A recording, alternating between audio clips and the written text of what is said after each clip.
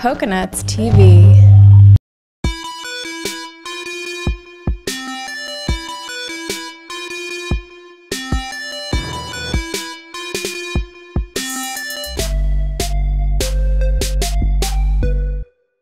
The Indonesian city of Surabaya may now be best known to the world as the departure point of AirAsia's doomed flight, QZ8501, which crashed en route to Singapore in early January.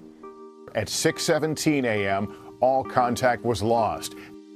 But until recently, the city was infamous as the sex capital of Indonesia and hub of Southeast Asia's biggest red light district, Dolly.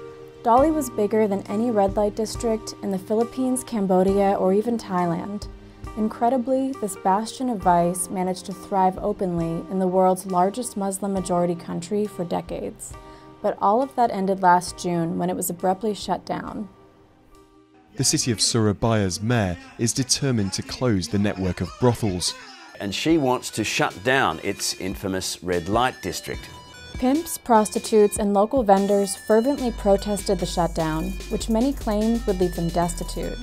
Hundreds of police and soldiers raided Dolly, and in July, police fired tear gas at protesters who had set fire to a sign reading, "This area is free from brothels and prostitution." Kalau kawan-kawan tahu di sini seperti agresi militer, bener-bener agresi militer.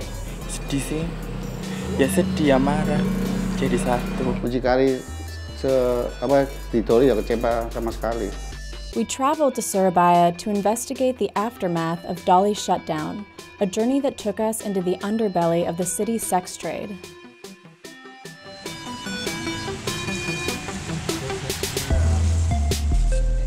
So we're in what used to be one of the biggest brothels in Dolly. And it's a really strange place. It's kind of like a scary fun house. I'm not really sure what about this would turn a man on, but apparently that's actually where you'd find some of the highest class prostitutes in this area. The port city of Surabaya first became notorious for prostitution in the 19th century, when prostitutes were considered a necessary amenity for sailors. Gang Dolly, or Dolly Lane, was originally a Chinese cemetery, but evolved into a thriving brothel complex over the years. It's supposedly named after a Dutch madam. So as the prostitutes were heading down this hallway to go do the deed, they got this great advice right here: always wear a condom. The brothel was a maze of small, trippy rooms. It felt hot, stuffy, and a bit creepy. So I can't tell if this one is a joke or if it's serious. It's how to prevent the spread of HIV, which is super fitting, but A is don't have sex.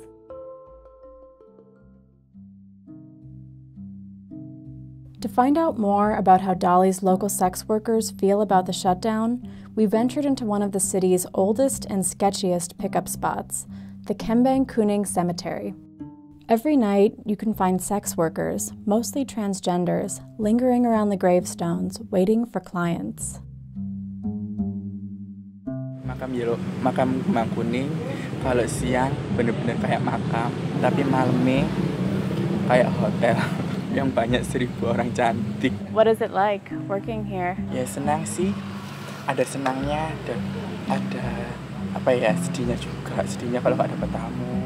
What do you think about the shutdown of Dolly? Dampaknya susah cari uang sekarang. Biasanya kan gini, kalau di sini sepi terus ada razia kan kita lari di sana ngamen, di kafe-kafe. Pendapatannya di sana juga besar. About how many clients do you get a night now? Nggak mesti sih. So very different.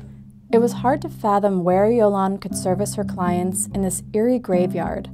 To give us a better idea, she showed us her favorite gravestone. Ya, lakinya duduk di sini, sayanya di sini. Oh, so that's why you can sit and he can lean, everyone's comfortable? Is the cemetery haunted? Ya namanya makam angker. Despite Yolan's warning, we decided to brave the chance of ghostly encounters and explored the graveyard, but all we found were crumbling graves, trash, and some old condoms.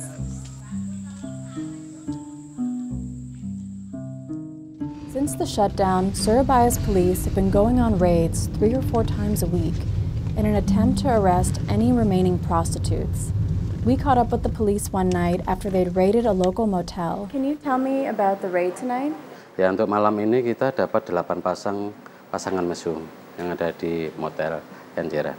Jadi itu tadi sudah didata sama bagian yang mendata dari Dikdak, dari penyidikan, dan ternyata bukan PSK juga. Surabaya's attempt to stamp out any lingering sex trade is so extreme that being caught having extramarital sex is enough to get couples dragged to the police station on suspicion of prostitution.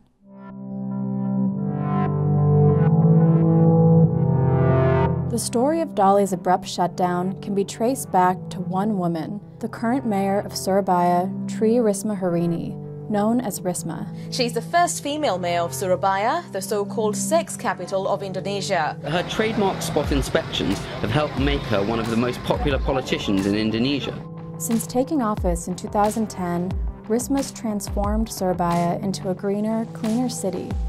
Some have called her a hero. She was even nominated for World's Best Mayor in 2014. But her forceful shutdown of Dolly's brothels earned her quite a few critics, who felt it would create more problems than it solved. I hope that before 2014, I will be able to close it all down. We tried to sit down with Risma in Surabaya, but unfortunately, she wasn't able to meet with us. Anis Sada is a devout Muslim and advocate of reopening Dolly's red light district. Saya bilang ini adalah tindakan arogansi penguasa, melepaskan tanggung jawab mereka pada pada kondisi kesehatan, kesejahteraan, keselamatan dari perempuan-perempuan pekerja seks ini. Ini yang dari awal saya khawatirkan. Ini dampak yang memang seharusnya Risma sebagai perempuan dan ibu itu memahami ini. Justru ketika ini dikembalikan pada pilihan pribadi saya tentang agama, ya, penilaian saya bahwa justru saya melihat di sinilah, di Dolly lah itu tempat jihad saya, bahwa walking along the main thoroughfare of Dolly today, it's hard to imagine that this was once the beating heart of sex in Southeast Asia. The street is dark, run down, and desolate. Dulu waktu itu rame, orang lewat aja nggak bisa, rame banget. Sekarang udah lumpuh, mati total. Risma seems to have anticipated that shutting down Dolly would hurt the local economy. To help ease pimps and prostitutes transition out of the sex trade, the government offered them a $400 severance package, but most people found the amount too offensively low to even accept. Out of 1,500 displaced sex workers, only about 500 claimed it. Kan ya nggak cukup kalau uang segitu, terlalu kecil kan kompensasi gitu. Nggak terima, nggak ngambil. Dolly's shutdown didn't only hit the city's sex trade. It also had a devastating economic effect on local residents, who made their livelihoods as street vendors, parking attendants, and other professions that thrived on Dolly's active brothels and clientele. Sama pengelola atau germo itu kan 10% aja dari jumlah sekian orang yang bergantung hidup di sini. Dan dari 14.000 lebih itu yang sampai sekarang belum tertangani kan, persoalan ekonomi mereka, kemudian persoalan rehabilitasi sosialnya ya pasca agresi.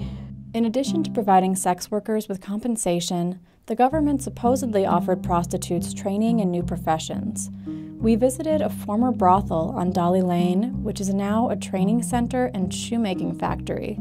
But to our surprise, no prostitutes were working there. We did, however, manage to find a former pimp. How does this compare to pimping? Ya enak muncikari. Ya kan, muncikari kan cari uang kan gampang, cepat.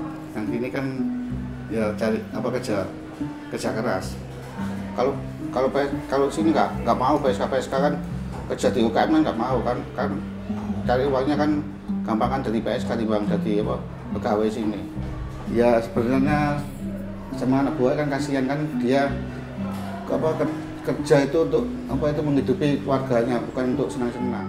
Along with the shutdown's economic consequences, it's become increasingly clear that it may have started a public health crisis. With Dolly's closure, the government eradicated a health program that required condom use and regular checkups for sex workers. Waktu itu, waktu belum tutup, ya kontrol setiap hari Selasa. Suntik, cek darah itu ada, tapi sekarang udah enggak ada sama sekali. Kalau sekarang nggak ada pakai kondom, tapi dulu masih kadang-kadang masih pakai, kadang ya tamu ya nggak mau, dipaksa agak susah. Yang akhirnya membuat kita juga jadi berpikir, sekarang kalau dari sisi kesehatan memang itu jadi hal yang menakutkan. Tidak bisa kita deteksi, tidak bisa kita beri treatment.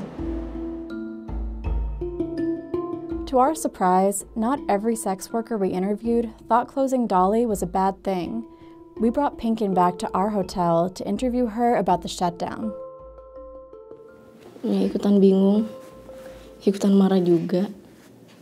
Tapi ya mau gimana lagi, mau tutup juga ya wis, nggak apa-apa tutup. Tapi tutup pada benarnya juga kok.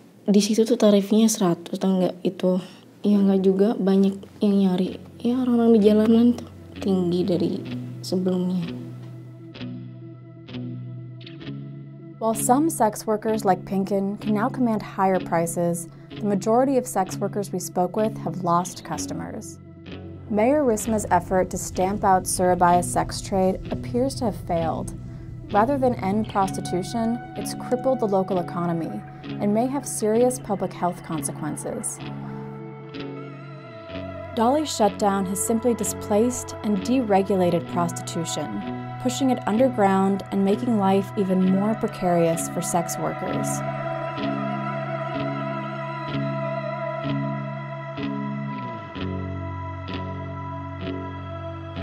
Itu satu sisi dari manusia. Nah, kalau ini benar-benar ditutup, tidak ada lagi tempat dalam tanda petik itu bagaimana kita menyalurkan biologis kita. Nah, ini kan jadi problem juga.